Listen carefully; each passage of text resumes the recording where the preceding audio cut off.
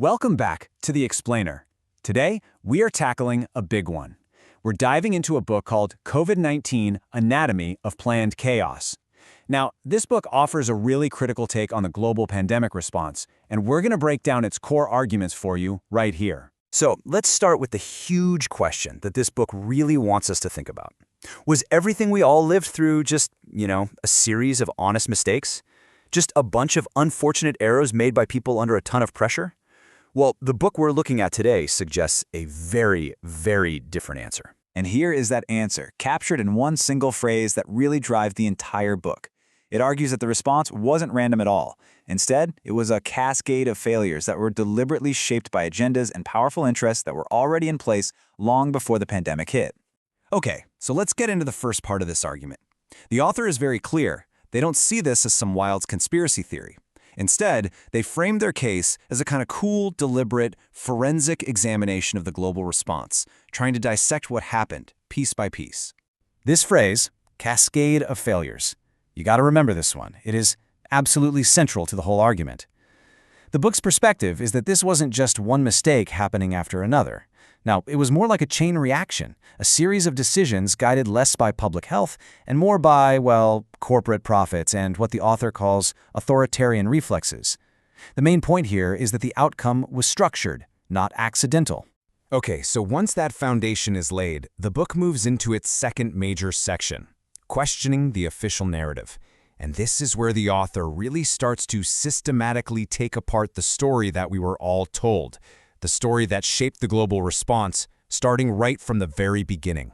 And wow, this slide really lays it out, doesn't it? This is where the book makes its first huge challenge.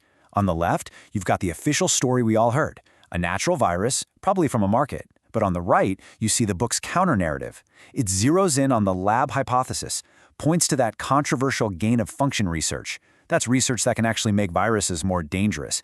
And it alleges that huge institutional conflicts of interest were at play. So how did that official story become so, official? The book argues that a powerful narrative machine was switched on.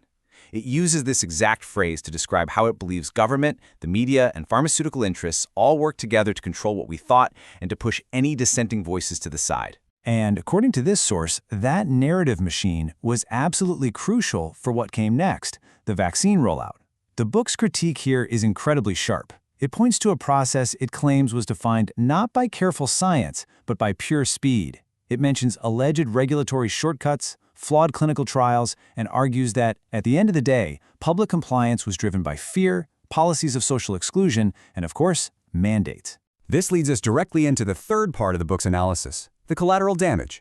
After criticizing the official response, the author spends a huge amount of time on what it sees as the immense and often totally unacknowledged costs of all these global policies. First up, the book tackles the issue of alleged vaccine injuries. It claims that serious conditions, everything from myocarditis to autoimmune diseases, weren't just rare side effects, but were systematically dismissed by the medical establishment and seriously underreported in the official data. And it's not just about the vaccines. Next, the book turns its lens on the lockdowns. It presents a pretty brutal accounting of their impact, pointing specifically to what it calls devastating consequences for the mental health of two groups in particular, the young and the elderly, who were both uniquely isolated. And finally, the book argues that maybe the most lasting collateral damage of all is social.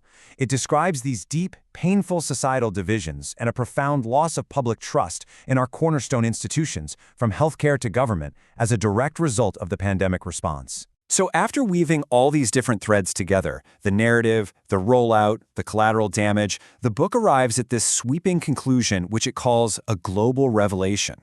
The argument here is that the pandemic's ultimate legacy wasn't just the virus itself.